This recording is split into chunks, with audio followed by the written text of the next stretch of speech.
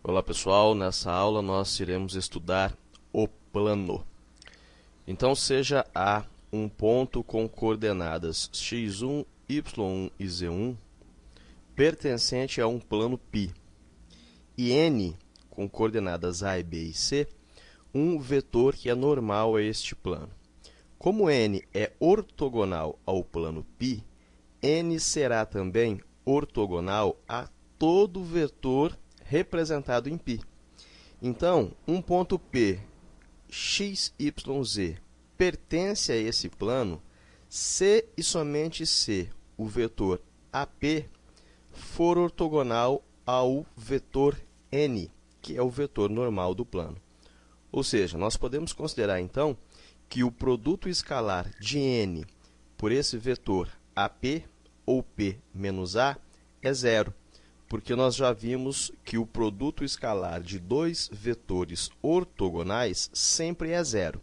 Se nós trabalharmos algebricamente isso aqui, nós podemos escrever, então, em termos de coordenadas, que o vetor A, B e C escalar P menos A, ou seja, x menos x1, y menos y1 e z menos z1 é igual a zero. Fazendo aqui a operação do produto escalar, nós temos A que multiplica x menos x1, mais B que multiplica y menos y1, mais C que multiplica z menos z1 igual a zero. Isso vem lá da operação de produto escalar. É x vezes x mais y vezes y mais z vezes z. Se nós distribuirmos estas variáveis aqui, nós teremos, portanto, ax mais by mais cz menos ax1 menos by1 menos cz1 igual a zero.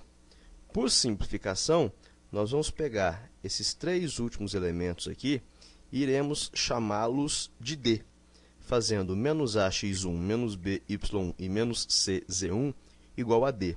Desta maneira, nós obtemos a seguinte equação geral do plano: ax mais by mais cz mais D é igual a zero. Vejamos um exemplo. Vamos obter uma equação geral do plano π que passa pelo ponto conhecido A, que possui coordenadas 2, menos 1 e 3, e tem o seu vetor normal N, um vetor de coordenadas 3, 2 e menos 4. Vejam só, como N é o vetor normal, na equação geral do plano, nós substituímos os valores de A, B e C pelas coordenadas deste vetor. Então, nós podemos escrevê-la como 3x mais 2y menos 4z mais d igual a zero. Essa equação é válida para todo e qualquer ponto que pertence ao plano. E nós conhecemos um ponto deste plano, que é o ponto A. Então, se nós substituirmos as coordenadas do ponto A nesta equação, nós conseguimos encontrar qual é o valor de d, fazendo 3 que multiplica x, x é A, mais 2 que multiplica y, menos 1, menos 4 que multiplica z, que é 3, mais d. Fazendo as operações e isolando d, nós temos que d é igual a 8. Então, nós podemos escrever uma equação geral para este plano π como 3x mais 2y menos 4z mais 8 igual a zero. Quaisquer conjunto de pontos que nós substituirmos no lugar de x, y e z e tornar esta equação verdadeira, significa que este ponto pertence a este plano. Vamos agora determinar a equação vetorial e as equações paramétricas do plano. Ao invés de tomarmos agora um ponto conhecido e um vetor normal ao plano, nós iremos tomar um ponto conhecido e dois vetores diretores desse plano. Então, seja um ponto A de coordenadas x0, y0 e z0, um ponto pertencente ao plano π, e U e v, dois vetores que são paralelos a este plano, porém não paralelos entre si. Para todo ponto P do plano, os vetores AP, U e V são coplanares. Desse modo, um ponto P de coordenadas x, y e z pertence ao plano se e somente se existem números reais, que aqui nós estamos chamando de h e t, de forma que nós possamos multiplicar os dois vetores originais v e u por esses reais, para que eles adquiram um tamanho suficiente para que a sua soma seja exatamente o vetor AP.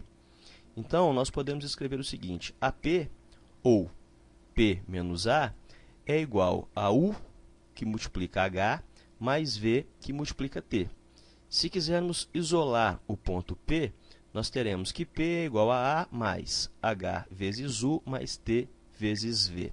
Escrevendo isso em termos de coordenadas dos pontos e vetores, nós teremos x, y, z igual ao ponto A conhecido x0, y0 mais e0, mais h, que multiplica o vetor u de coordenadas A1, B1 e C1, mais t, que multiplica o vetor v de coordenadas A2, B2 e C2, sendo que h e t podem assumir quaisquer valores pertencentes ao conjunto dos números reais.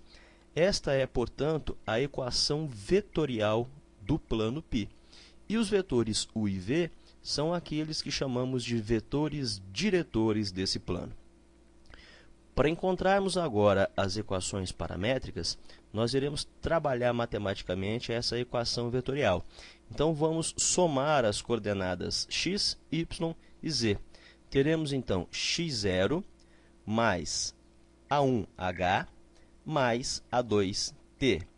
Depois teremos y0 mais B1h mais B2t.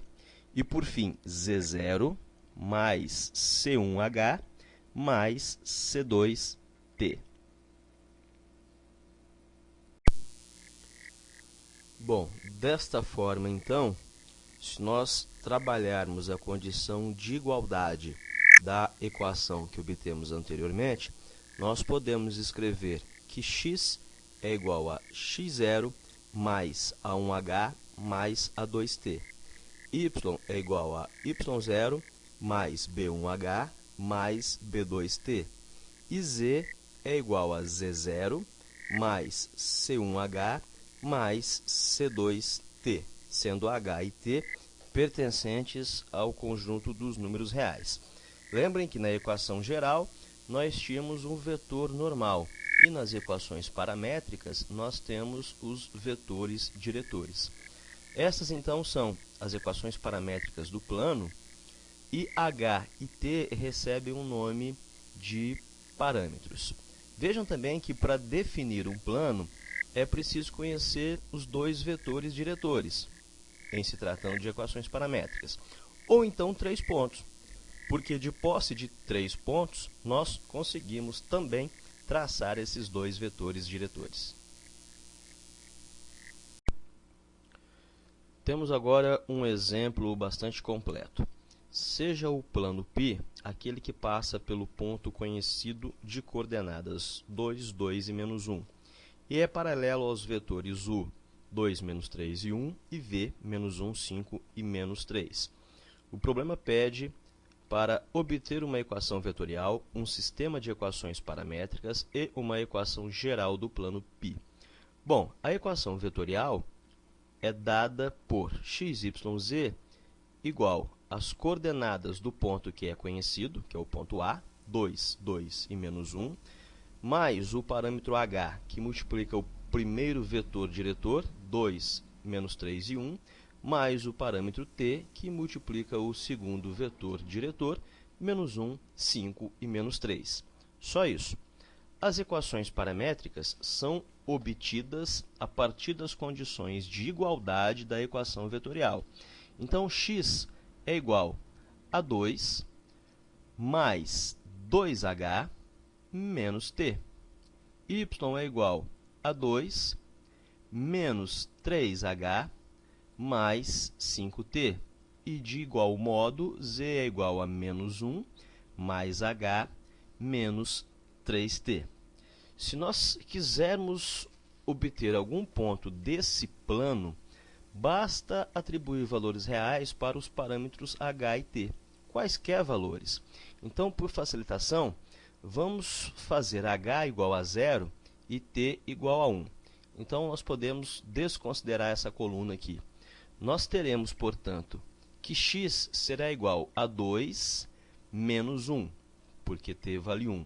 Portanto, x é igual a 1. Nós teremos que y é igual a 2 mais 5 vezes 1, ou seja, y é igual a 7. E teremos que z é igual a menos 1 menos 3, que multiplica 1. Então, z é igual a menos 4. Portanto, nós sabemos que o ponto B, com coordenadas 1, 7 e menos 4, com certeza é um ponto que pertence ao plano π. E, por fim, a equação geral. Mas nós sabemos que, para a equação geral, precisamos conhecer um vetor normal ao plano. Vejam só, nós temos os dois vetores diretores, que são paralelos a esse plano. E nós estudamos anteriormente que sempre que nós calculamos o produto vetorial entre dois vetores, nós encontramos um terceiro vetor que é simultaneamente ortogonal aos dois que o geraram. Então, se nós fizermos o produto vetorial dos vetores diretores u e v, nós iremos encontrar um terceiro vetor que é ortogonal a eles e, portanto, ortogonal também ao plano, podendo esse ser o nosso vetor normal. Então, se fizermos esse cálculo, eu deixo aqui a sugestão para que vocês façam e demonstrem isso, nós iremos encontrar que o vetor 4, 5 e 7 é ortogonal a esse plano. Então, uma equação geral do plano π, ela pode ter a forma 4x mais 5y mais 7z, que são as coordenadas do vetor normal, mais d igual a 0. Se nós conhecemos um ponto que está no plano, nós podemos descobrir qual é o valor de d. E nós conhecemos o ponto A, que tem coordenadas 2, 2 e menos 1. Então, se substituirmos estas coordenadas nessa equação, nós teremos que 4 que multiplica 2, mais 5 que multiplica 2, mais 7 que multiplica menos 1, mais d é igual a 0. Fazendo as operações, iremos encontrar que d é igual a menos 11. Então, podemos escrever que 4x mais 5 mais 7z menos 11 igual a 0 é uma equação geral para este plano π. Vejam só, existe também uma outra maneira de se obter a equação geral do plano π. Então, vamos considerar aqueles mesmos valores do exemplo anterior. Como o ponto P de coordenadas x, y e z representa um ponto qualquer do plano, os vetores AP e os vetores diretores u e v são coplanares. Se isso é verdade, a gente sabe que o produto misto entre eles será nulo, porque nós já estudamos também em outra oportunidade que o produto misto de três vetores coplanares é zero. Bom, então se A valia 2, 2 e menos 1, nós temos que o vetor AP é P menos A, que, portanto, vale x menos 2, y menos 2 e z mais 1. Os vetores diretores u e v também tinham coordenadas conhecidas, 2, menos 3 e 1, e menos 1, 5 e menos 3. Se nós montarmos uma matriz com esses valores e igualarmos a zero, nós podemos realizar os procedimentos matemáticos para encontrar esse determinante, fazendo a multiplicação e a soma das diagonais, e ao fim desse procedimento, que aqui não está feito, mas eu recomendo que vocês façam e demonstrem, nós vamos encontrar também exatamente a mesma equação geral que encontramos no método anterior, ou seja, 4x mais 5y mais 7z menos 11 é igual a zero. Observemos agora o ângulo entre dois planos π1 e π2. Primeiramente, vejam essa observação que está aqui embaixo. Ó. É fácil verificar que o ângulo entre dois planos é o ângulo entre dois vetores longitudinais paralelo aos respectivos planos. Se nós rotacionarmos simultaneamente esses dois vetores em 90 graus, fato que os tornam normais aos planos, o ângulo entre eles não vai mudar, se os dois de forma conjunta forem rotacionados 90 graus. Então, nós podemos pensar da seguinte maneira: o ângulo que existe entre os dois vetores normais aos planos, N1 e N2, é também o mesmo ângulo que existe entre os planos propriamente. E já foi estudado numa ocasião anterior que o ângulo entre dois vetores é dado pela seguinte expressão: cosseno do ângulo que separa eles é igual o vetor 1 escalar vetor 2 sobre o módulo de vetor 1 por vetor 2. Se isto nos dá o cosseno do ângulo, fazer o arco cosseno deste valor calculado nos remete ao ângulo que separa os dois vetores e, por consequência, o ângulo que também separa os dois planos π1 e π2. Temos agora o caso de planos perpendiculares. Então, consideremos dois planos π1 e π2, e sejam os vetores N1 e N2 os vetores normais a estes respectivos planos. Por essa figura aqui que nós temos ao lado, é fácil observar que o fato de π1 ser ortogonal a π2 implica em o vetor normal N1 ser também ortogonal ao vetor normal N2. E como estudou-se anteriormente, o produto escalar de dois vetores ortogonais é sempre zero. Vejam só um exemplo. Vamos verificar se os dois planos π1 e π2 são perpendiculares. Foram dadas as equações gerais destes planos: 3x mais y menos 4z mais 2 igual a zero e 2x mais 6 menos 3z igual a zero.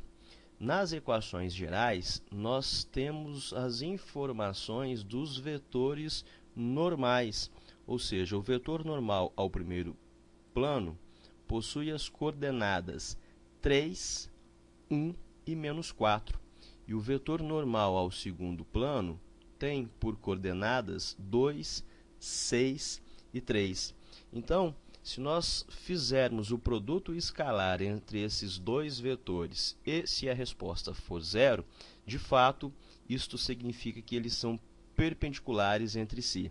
Então, para fazer o produto escalar, vamos somar os produtos x por x, y por y e z por z. Então, temos 3 vezes 2, 6, mais 1 vezes 6, 6, menos 4 vezes 3, 12. 12 menos 12 igual a zero, de onde se pode concluir que π1 e π2 são planos perpendiculares. Vejamos agora o paralelismo e o perpendicularismo entre reta e plano. Então, seja uma reta com a direção do vetor diretor v e um plano π com um vetor normal chamado de n. Se nós observarmos essas figuras aqui, primeiro a figura A, é fácil perceber que quando a reta é paralela ao plano, nós temos que o vetor diretor da reta será ortogonal ao vetor normal do plano.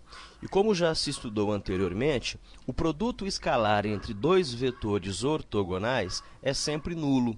Então, se nós efetuarmos o produto escalar e verificarmos que isso acontece, podemos afirmar que a reta e o plano estão paralelos entre si.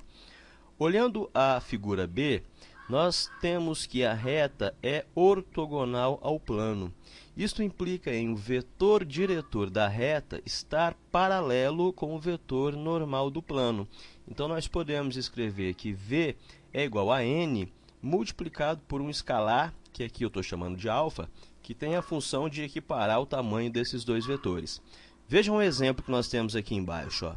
A reta R, dada pelas equações paramétricas x igual a 1 mais 2t, y é igual a menos 3t e z igual a t, é paralela ao plano 5x mais 2y menos 4z menos 1 igual a 0. Para isso ser verdade, o produto escalar entre o vetor diretor da reta e o vetor normal ao plano tem que ser 0. Olhando para as equações paramétricas da reta, nós conseguimos encontrar as coordenadas do seu vetor diretor, que são 2, menos 3 e 1. Do mesmo modo, olhando para a equação geral do plano, nós encontramos as coordenadas do seu vetor normal, que é 5, 2 e menos 4. Fazendo o produto escalar, então, multiplicando x com x, y com y e z com z, nós temos 2 vezes 5, menos 3 vezes 2, mais 1 vezes menos 4, que dá 0. Portanto, esta reta é de fato paralela a este plano. Num outro caso hipotético, se nós quiséssemos verificar se a reta é ortogonal a um plano, basta verificarmos a condição de paralelismo entre o vetor diretor da reta e o vetor normal do plano. Então, as coordenadas x, y e z têm que ser proporcionais para que essa condição seja verdade. Vamos observar o que ocorre quando há a interseção de dois planos.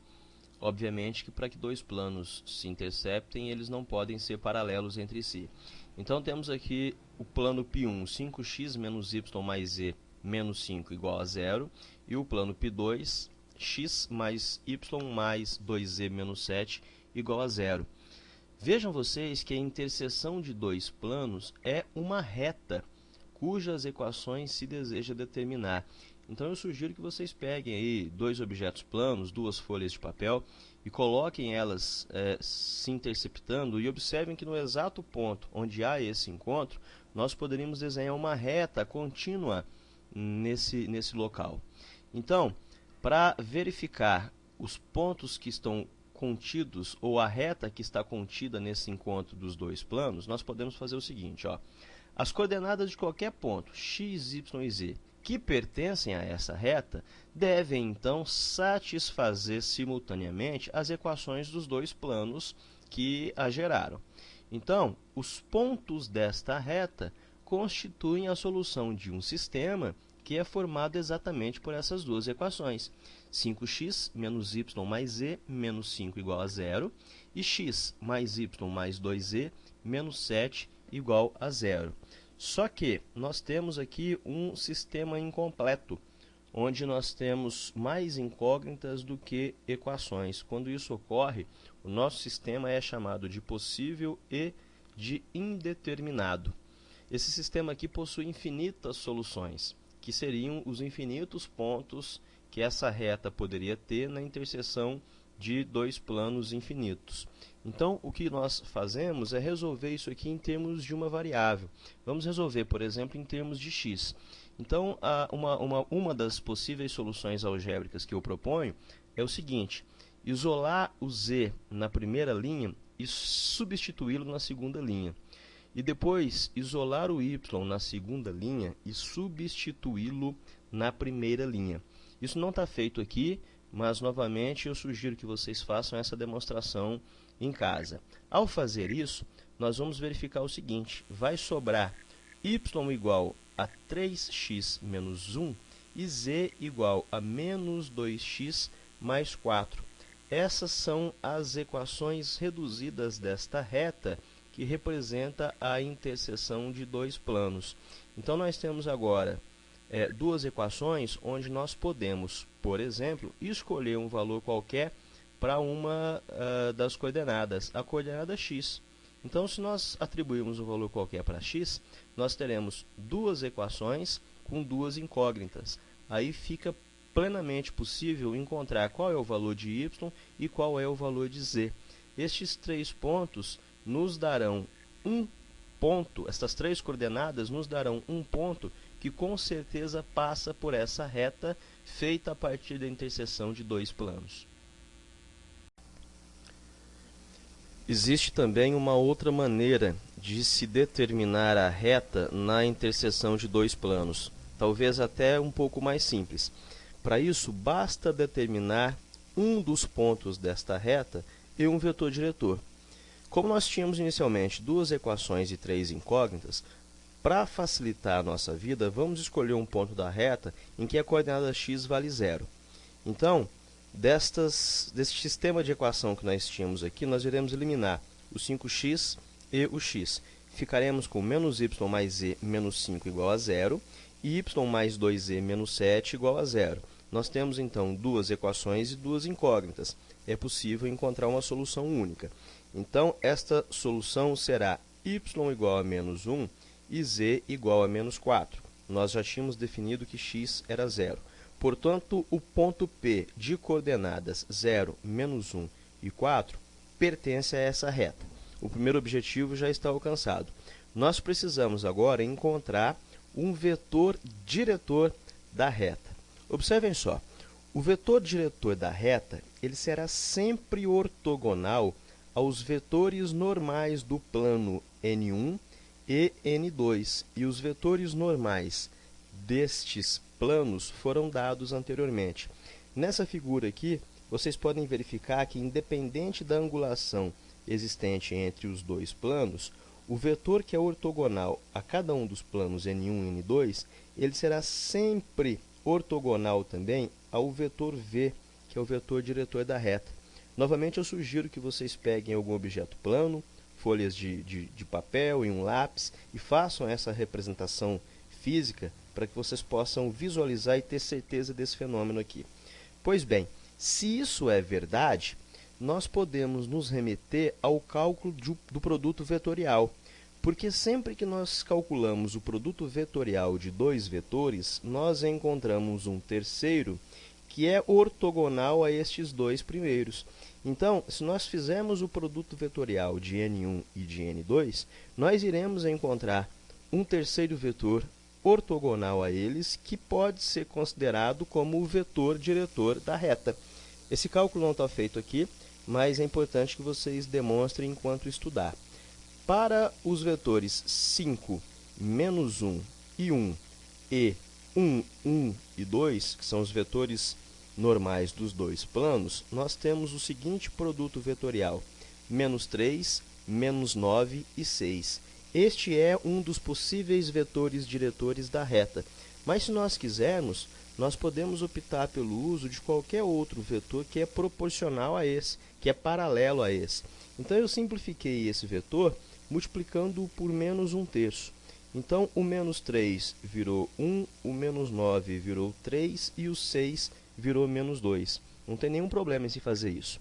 Então, agora, para escrever as equações paramétricas da reta, nós vamos colocar os valores das coordenadas de um ponto conhecido que está na reta, 0, menos 1 e 4, e os valores das coordenadas do valor diretor da reta, 1, 3 e menos 2, multiplicados pelo parâmetro t, que vai gerar variações, ou seja, outros pontos para esta reta. Por fim, iremos observar a interseção de uma reta com um plano, ou seja, quando uma reta fura, ela vaza um determinado plano. Então, temos aqui um exemplo. Ó. Vamos determinar o exato ponto de interseção da reta com um plano π, onde as equações paramétricas da reta são x igual a menos 1 mais 2t, y igual a 5 mais 3t e z igual a 3 menos t. E a equação geral do plano, 2x menos y mais 3z menos 4 igual a 0.